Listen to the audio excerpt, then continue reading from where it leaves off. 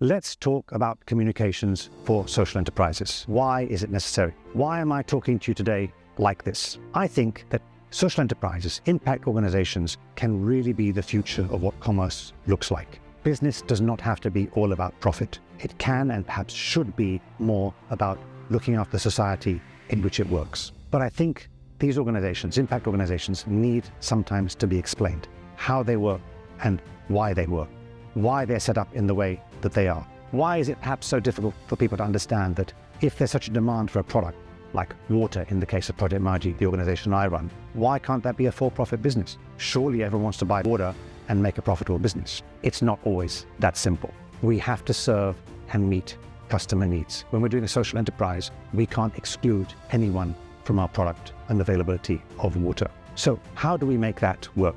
In our case, we get donations in that pays for a CapEx build-out. We then run from water revenues. But there are many social impact organizations that have different models. Some of them need to rely completely on donations. Some of them can use blended finance or mixed financial means. But how does that appeal to investors who typically will be looked to funding organizations and making a return, a dividend out of that? How do we balance these two? Well, it's about understanding what the objectives of the organization are, what impact that they want to have, and very critically then how you measure and quantify that impact. And that can be a trade-off against the financial return. Investors or donors might be willing to take a subsidized financial return if they can see quantifiable and measurable social impact on the other side. And I think that can be a much broader measure for organizations all around. It would be great to see, in fact, all organizations, even purely commercial organizations, become impact organizations in some way, shape or form.